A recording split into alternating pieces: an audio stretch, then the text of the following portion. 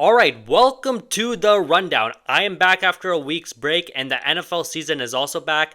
Philly and Dallas kick off tonight. I'm going to get into that a little bit later, but there's been a lot that's been going on since I took my little break. And I'm going to talk about Micah Parsons getting traded to the Packers, Arch Manning's debut, Alabama, Bill Belichick, Kawhi Leonard, and a little bit about the Philly and Dallas game tonight. But first, I want to start off with the Micah Parsons trade.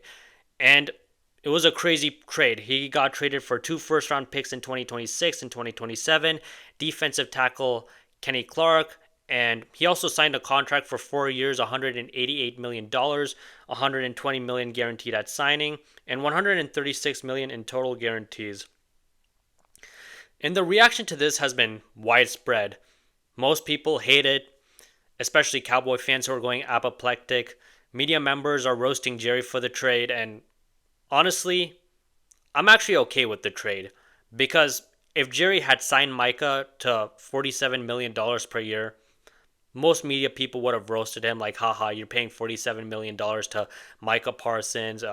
You're paying a whole bunch of money to Dak. You're paying a whole bunch of money to CD, and your team is not going to be good.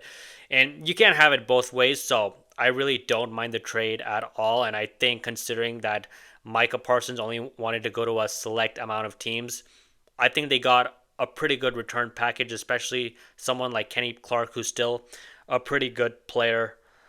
Now Jerry does deserve criticism for not signing Micah earlier. Like Micah said that he wanted to get signed after his third year, but his agent David Mugoleta said that Jerry wanted to focus on other contracts such as Dak Prescott and CeeDee Lamb, and then the year after that, the price of the brick went up, and he had to sign Micah Parsons for an inordinate amount of money. I mean, Jerry was willing to make him the highest paid non-quarterback in the league, but he wasn't willing to go that high, and honestly, I really can't blame him. And considering the money Micah wanted, he had no choice but to trade him. It's like, yeah, Jerry did make a mistake in not signing him earlier, but you can't compound one mistake on top of another. Considering the fact that you're paying Dak around $60 million per year, you're paying CeeDee Lamb over $34 million a year, and if you pay Micah Parsons $47 million, that's going to be around $140 million in your cap, and for three players, that's a lot, especially for a team that really doesn't have any chance of winning whatsoever. I mean, they've gotten bounced early in the playoffs, and Micah Parsons also hasn't shown up in the playoffs all that much. In 4 playoff games, he's only gotten 1 sack. And I know people are going to say, well, you're paying Dak and he's no-showed, but Dak controls a lot of the team's offense with him being the quarterback, and a quarterback just controls more of their team's success than a defensive end does. Even though Micah Parsons is the best player on that team, Dak just has more responsibility, and the quarterback is always going to be the highest paid player on the team. And they really didn't have any alternatives other than to pay Dak. I mean, I know Micah is a hell of a player, but they got a pretty decent player in Kenny Clark, and if they traded Dak, there was no way they were going to get a good quarterback in return. That simply wasn't going to happen. So that makes sense. And I know many people will point out the Bengals and they've paid their QB and wide receiver a whole bunch of money, but at least that team has been to a Super Bowl and AFC Championship. Dallas has simply not gone that far, and they've been in a drought for the past 30 years. I guess the only thing I would say about Jerry is the ideal time would have been to trade him before the draft, but they didn't.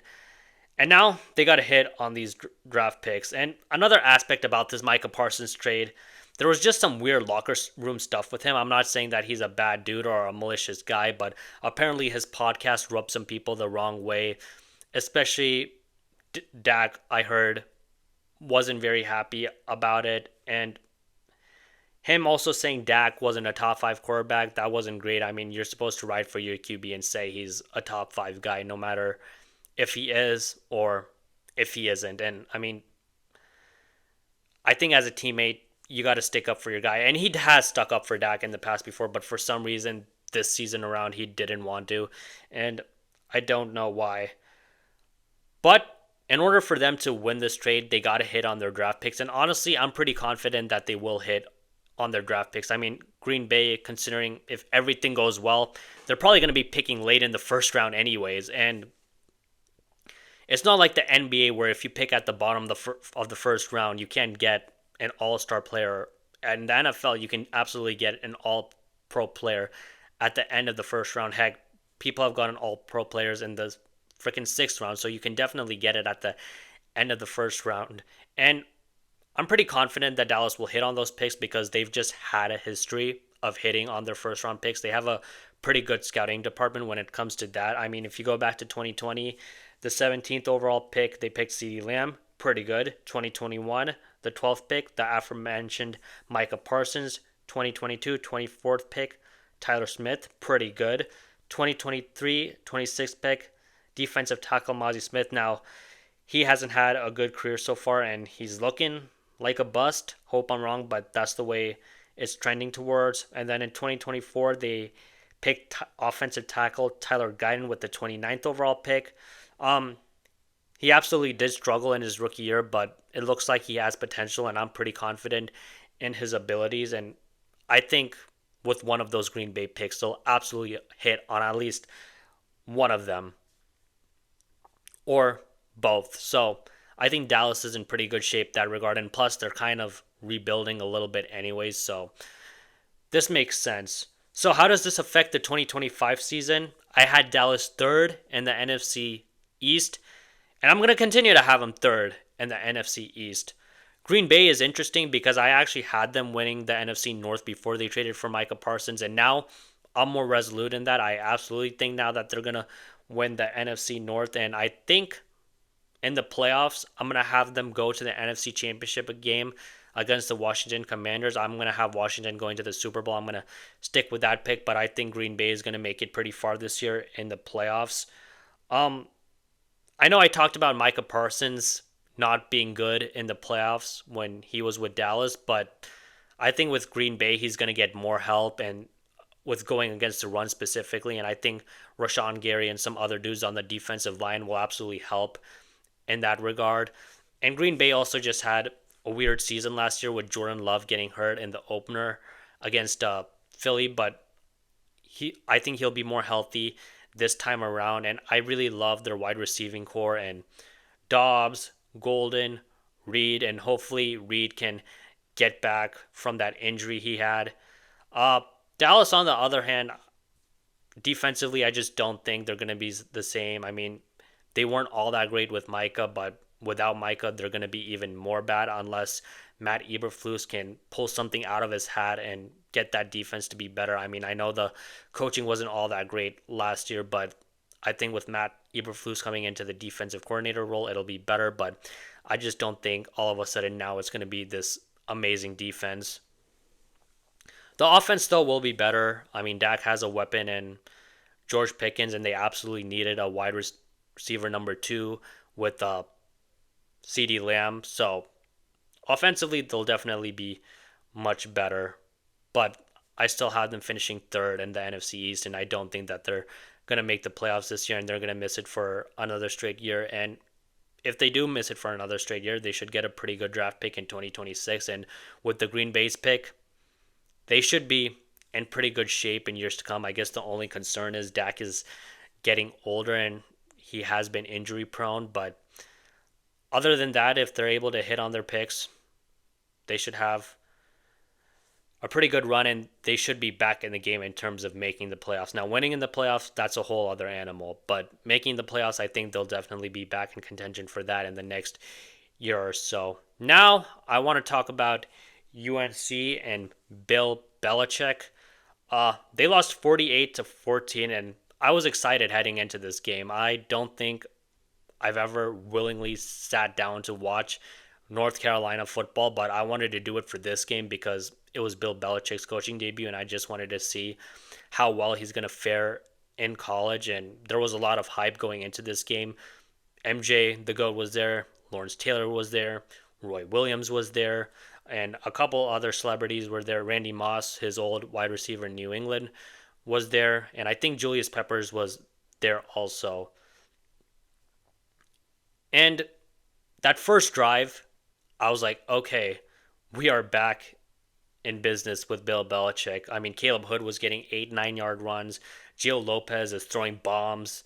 And I'm thinking, okay, this is going to be a good game. I mean, UNC is going to be able to put points on the board, but I think with that first series being scripted, I think that's the only reason they were able to score because after that, it was horrible. And the second quarter, that's when things just started to fall off the rails.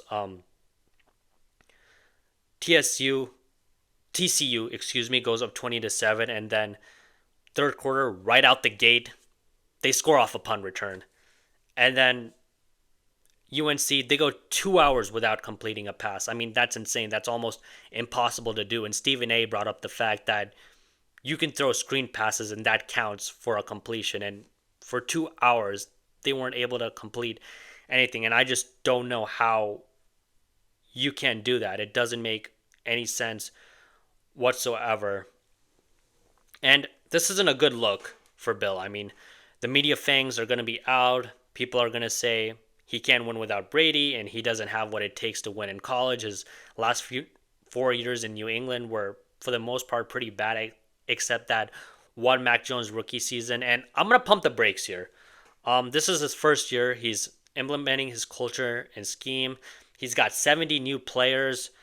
These things tend to take time. And I know at the end of his New England tenure, he got pretty lazy with hiring Matt Patricia to be his offensive coordinator, which, for all I'm concerned, stood in the development of Mac Jones. I never thought Mac Jones was going to be a superstar, but having Matt Patricia as your offensive coordinator when he's a known defensive guy was a terrible move, and it just showed that Bill just wanted to hire his own dudes, and he didn't really want to go outside the box, and that was unfortunate for him.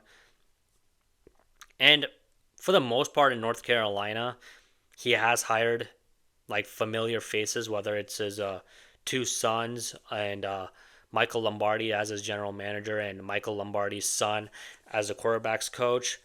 But I think this time around he's hired more people that are more qualified to do their roles than what he was doing in New England those last few years.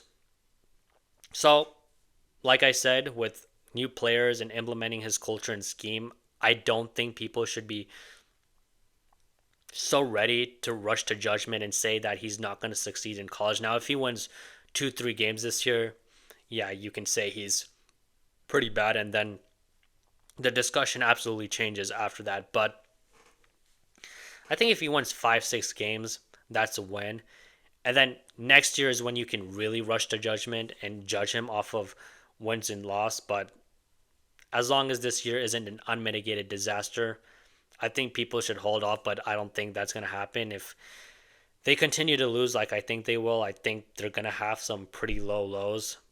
The Fangs will absolutely be out and they'll continue to be out, but that's just something that he's going to have to deal with. And year two, hopefully he can get the players he wants and Michael Lombardi can get the players that Bill wants, and hopefully he'll be able to take UNC to the next level and get them where they haven't been able to go.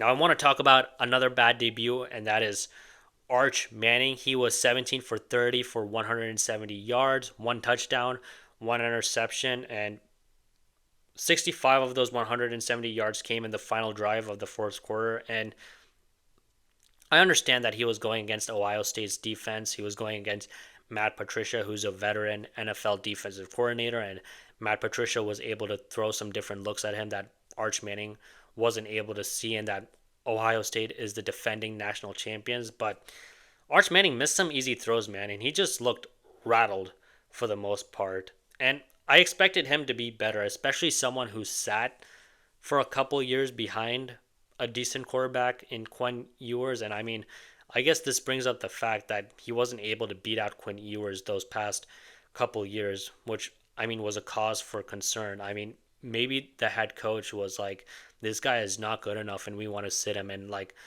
some people in the media were saying, oh, he's just sitting behind Quinn Ewers because he's just waiting his turn. But he's really good, but he definitely didn't look that good against Ohio State. And the next two games are San Jose State and University of Texas El Paso, and he needs to play well those next two games if he wants to live up to the hype. But honestly, I blame the media for this hype. talking about how he can potentially be the number one overall pick and how he's this generational talent when we hadn't seen that guy play. And he didn't exactly have, I'm not saying that he had a bad high school career, but he didn't exactly have a stellar high school career. He wasn't exactly playing against top notch competition in Louisiana. And then he had to sit a couple years behind Quinn Ewers. And they honestly did the same thing with Shedeur, talking about, oh, Shedeur is going to go in the first round. The only quarterback ahead of him is Cam Ward, but he's going to be at least a first round pick. And he was good, but there was a dichotomy in how the media viewed him and how owners viewed him. And when he fell, some of it was due to how he acted, but a lot of it was scouts and general managers just did not view him as a first round talent. And at best, he could have gone in the second or third round if he behaved himself well, but he didn't, so he fell to the fifth round. But it is what it is. I hope the media backs off of Arch now and realizes that, not to say that he's bad, I think he'll be better than he was in Ohio State, but he's not this generational quarterback just yet, and he may need to sit another year. And I think Arch will probably be better. And who knows, maybe he should just use another year, because I talked about before how the best NFL quarterbacks, they spent a lot of time playing in college and getting those reps, and how players like Anthony Richardson and Trey, what's his name for the San Francisco 49ers? It's Trey Lance, excuse me. Trey Lance didn't exactly have a lot of time playing in college, and that definitely didn't help him going into the NFL. So maybe him using another year would be good for his development. Now I want to switch over to Alabama, and it's not the days of Nick Saban anymore. I can tell you that much. Honestly, they're pretty screwed. There's just no other way to put it. They were 9-4 last year, and they lost their first game against Florida State, 31-17. And this is a team that went 2-10 last year. Nick Saban in his 17 years lost 4 times to unranked teams, and Kalen DeBoer in his 1 year and change has already lost 4 times to unranked teams. Now, to be fair, for the vast majority of Nick Saban's career, he didn't have to deal with NIL, and Alabama just does not have the funds for NIL like some of these other big schools do. But I don't think that's an excuse, because the South is a hotbed for talent and you can get pretty good recruits there. But despite of that, Kalen DeBoer has just not done a good job. I mean, there's been talks about the discipline isn't being there. The team honestly looked soft against Florida State. And honestly, Kalen kind of deserves this.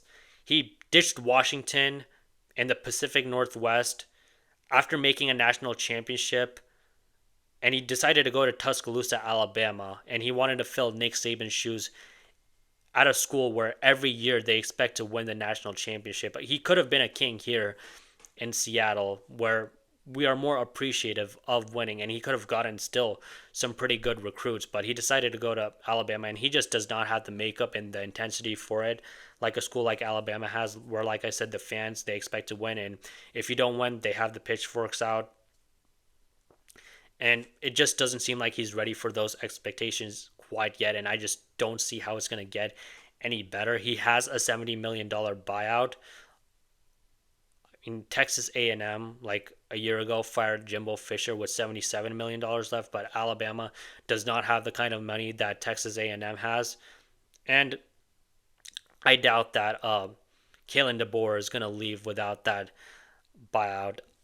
I really think these college schools, they really need to pay attention to the fact that they shouldn't sign these coaches to 8-year, 9-year deals, especially when they haven't been coaching for a long time. Now, I understand that for Kalen to leave the Pacific Northwest and UW, you were probably going to have to sign him to an 8-year, $87 million deal, but it doesn't look like that investment is going to really work out unless you sign him to a long-term deal and you can void the contract after a certain amount of time if they don't get enough wins. But I don't think many college coaches are really going to go for that. Usually I don't like to overreact after one game, but this time I'm going to overreact big time. You just can't lose to Florida State, who's who've been pretty bad. And if Kalen does get fired, I think they should probably fire him after his third year, where the buyout is a little bit less. But if he does get fired, who's going to hire him? I mean, he was at Fresno State for 2 years, and then he leaves to go to UW, which okay is a bigger market. And then he's at UW for 2 years, makes a national championship, and then he heads to Tuscaloosa, Alabama. And as a college coach, I think, and just a coach in professional sports or college, you need to stick around and build a culture. I mean, it takes time to get your players and just implement your scheme and how you want things to be run. And if you're just leaving after 2 years, that's not going to help anybody. And if I'm a college, I'm going to be looking at the fact that this guy, after 2 years, he's going to bounce after another opportunity and he doesn't have any loyalty whatsoever. And I know some people are going to say, oh, well, these college coaches can fire you, so why can't these college coaches leave? I just don't think that it works like that. I mean, as a college coach, you just need to stick around in order to have any level of success. And if I'm a college, I want my coach to stick around. And obviously, if the coach isn't doing a good job, then they have the right to fire you. And he just left for better opportunities, and he just doesn't have any loyalty whatsoever. So, yeah, I'm kind of glad that he's getting this after backstabbing UW.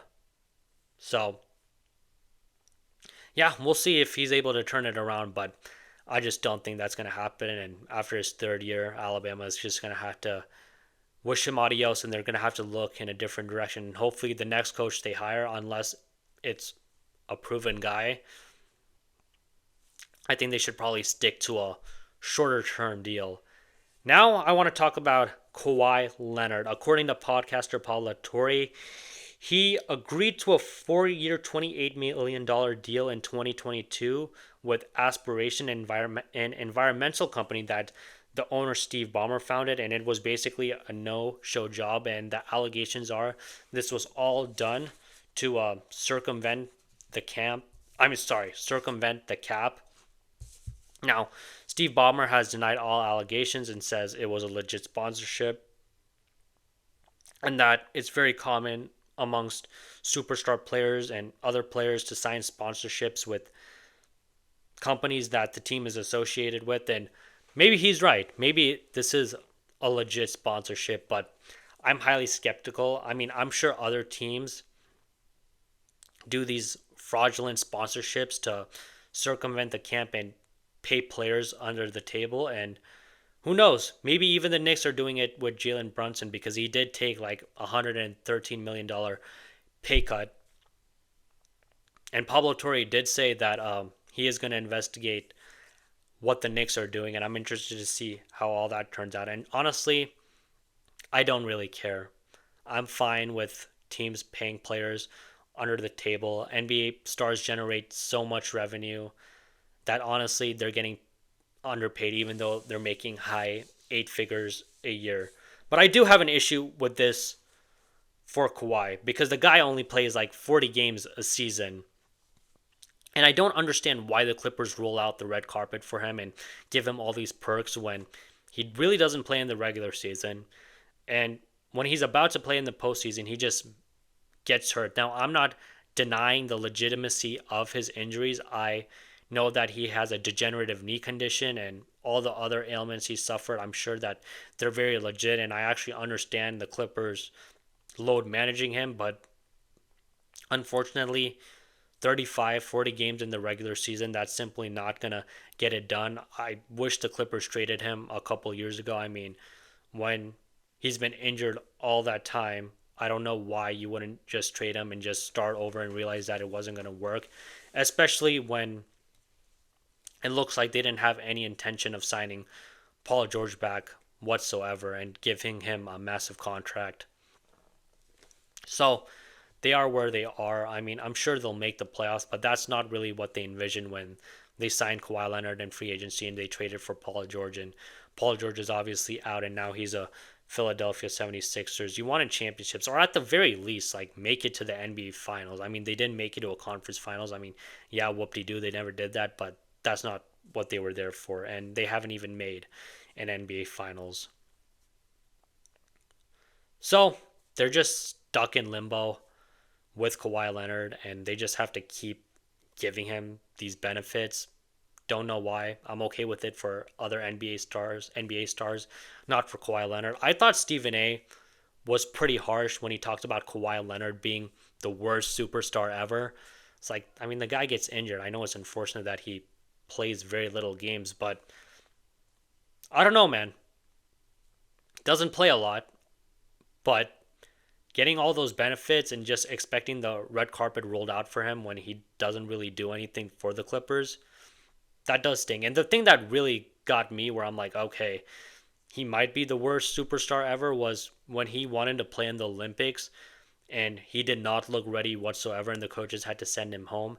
And he was willing to risk injury to play in the Olympics, but he hasn't been willing to risk injury to play in the playoffs for a team that pays him 50, $60 million a year. And I'm okay with that. I'm okay with not willing to risk injury, but to do it for the Olympics and not for a team that pays you a vast amount of money and that's given you massive benefits over the years, that's insane. And I bet Toronto would have loved to re-sign him, but apparently his uncle was also asking for improper benefits and they just weren't willing to pull the trigger, and plus he wanted to go back to LA anyway. So Toronto, it looks like they also dodged a bullet by not re-signing him. And I wonder what the punishment is going to look like for the Clippers if this is found out to be true. I'm pretty sure it's going to be a six-figure fine and a loss of draft picks, which will suck because they gave up a lot of draft capital and trading for Paul George, but I guess that's what they deserve, especially if they get caught.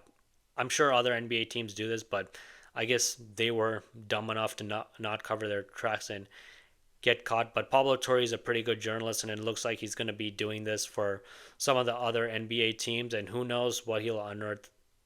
But if it is a common practice and Adam Silver knows about it, then who knows? It might just be a slap on the wrist, and he might be okay with players getting paid under the table because he's such a player-friendly commissioner. And honestly, he doesn't lay the hammer down like David Stern would have. So that's that. Interesting to see what more comes out of this Kawhi Leonard investigation. Clippers have denied it, but I'm skeptical, and let's see what the league does if they're really going to do their proper due diligence, or they're just going to, sit back and just hope that this isn't a news story down the line.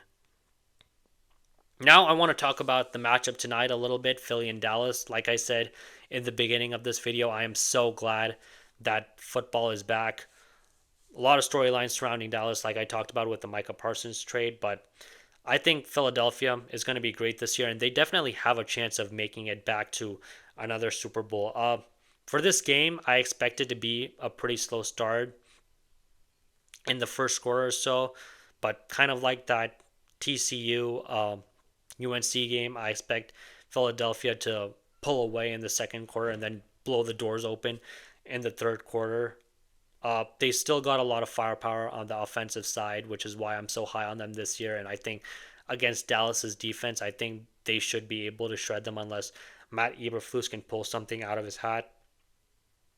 Dallas offensively is pretty good, and I think they'll be able to score some points against Philadelphia's defense, like 10-14. Philadelphia's defense is not the same as it was last year, but I think with Philly having so much more offensive firepower, this game will be a blowout, especially in the season opener and at home. Now, stranger things have happened in the NFL, and underdog teams have been able to rally and win, but I'm going to pick the typical team to win this game, and I think Philly wins it pretty handedly. And yeah, that's about all I have for you guys. I will be back Monday to break down the games and other storylines going around the NFL and previewing some other matchups. I hope everyone enjoys their weekend and NFL Sunday. Thank you so much.